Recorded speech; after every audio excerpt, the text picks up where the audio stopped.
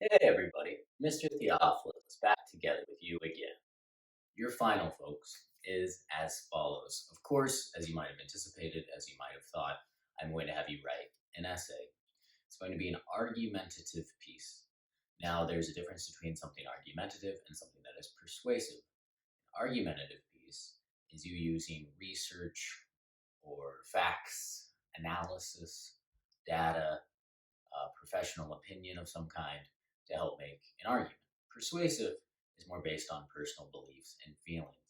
I'm pushing to have this be an argumentative piece, though there might be some minor incorporation of personal opinion in later on in the document.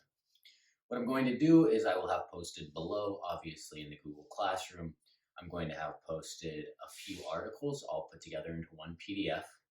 These articles will be focused on the same subject, and they're all from the New York Times.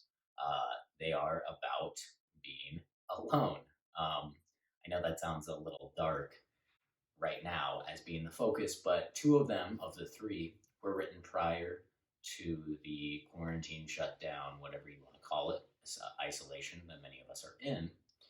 And one of them argues the pros of being alone as a learning experience for an individual. One argues the damages of that, and then one of them is written in the current environment that we're in. So I'd like you to read them and then make an argument about the positives or negatives or importance or lack of importance of being alone and being content with being alone. The other General English 2 classes were doing something focused on the idea of perseverance through this time. I didn't necessarily think that that was a bad idea, but I wanted it to be slightly different. So you are going to read these pieces and then write an argumentative piece about whether you agree or disagree with it. I do want you to be a little more black and white than in the gray, so try and make a direct claim either way. Don't toe the line between, like, well, I sort of see and sort of agree. There can be concessions, but don't just have it be I'm in the middle and I think that they both are, with time, fine. Try and jump into one side or the other. And I know that can be frustrating, but it often leads to a better argument at times. And you can even pick the opposite side than you agree with and kind of play devil's advocate. That can be a really good learning and writing experience. What I want in this essay is, of course, an introduction that it could use general specific thesis structure that sets it up. What are you talking about? What are you arguing about? What is the point? And then, right after your thesis, your first paragraph should be addressing the counterclaim. Addressing the counterclaim, I believe we've discussed this before, you might have done this before, is where you bring up the most valid points from the other side. You might refute those minorly in that paragraph, but then your three true body paragraphs, so intro, counterclaim, three body paragraphs, are all going to be to support your thesis and refute that counterclaim.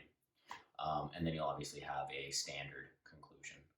This should be an MLA format, which we've talked about ad nauseum. I'm not going to go over it. You should know what it is, I hope. And it is due by midnight on June 7th, which is a Sunday.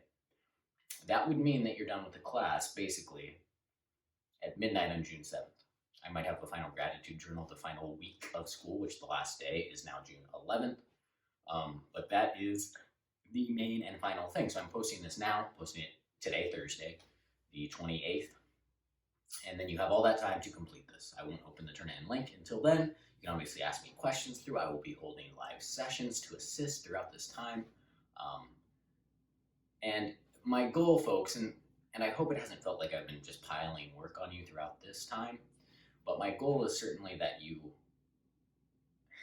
to not just have it be like random work.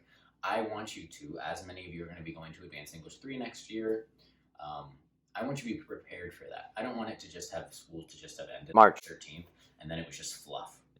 So I hope that those analysis essays that you've written about pieces, I hope your To Kill a Mockingbird essay, I hope this argumentative essay are things that are actually going to better your understanding and footing when it goes into starting next year.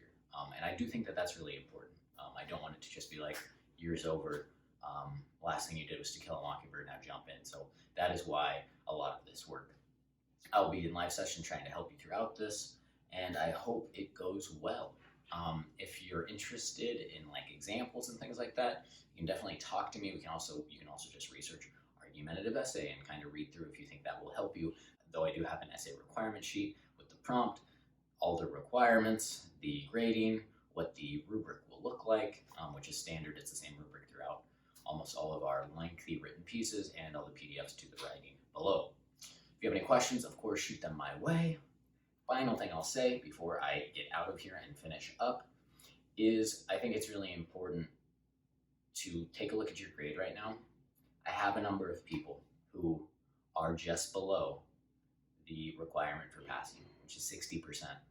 Those are people that were maybe had lower grades before we even went into this thing, and some people that their grades have fallen.